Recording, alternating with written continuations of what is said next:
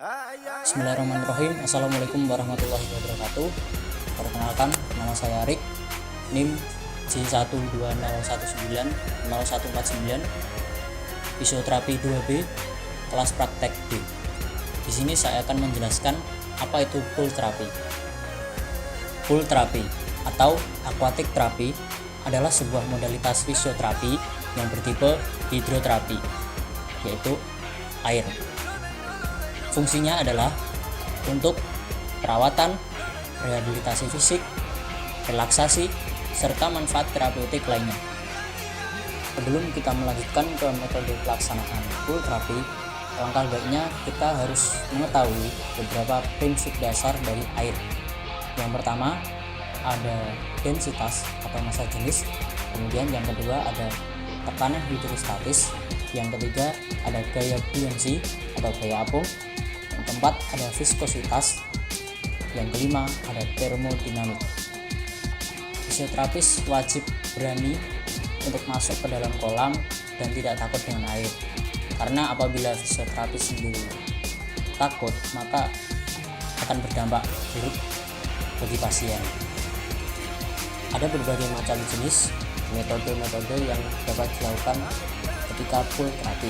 Yang pertama ada metode aquatic fitness, kemudian ada metode Halliwick, kemudian ada Bert ring, kemudian ada latihan berjalan di dalam air oleh Dong Jin Lee.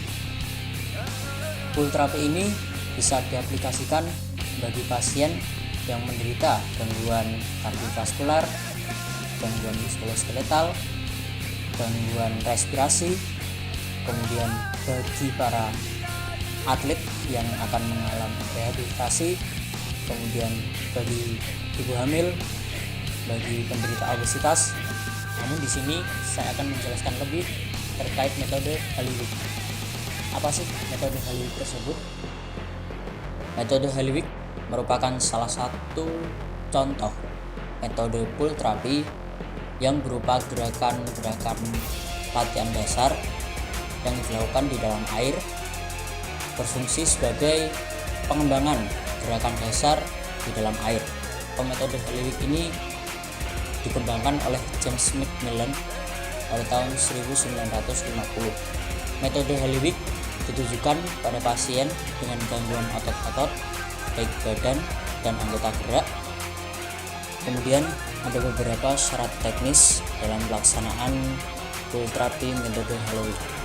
Yang pertama adalah kedalaman air tidak sampai melebihi dada dari pasien dan fisioterapis.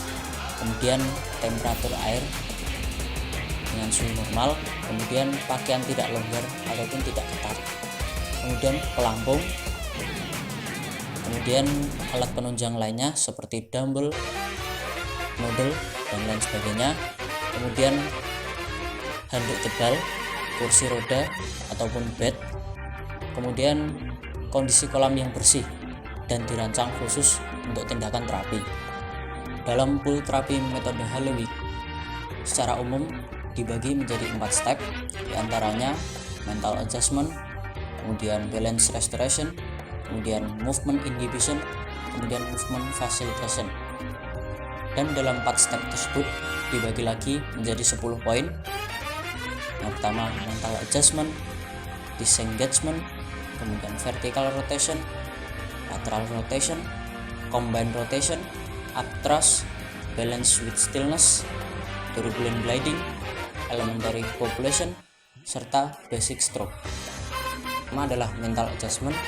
Ini merupakan dasar dari metode pool terapi metode Halliwick, karena ini merupakan proses adaptasi pasien terhadap air kolam, terhadap pool terapi, baik itu gelombang, kedalaman, ataupun temperatur air, agar pasien dapat merasakan nyaman ketika melaksanakan terapi.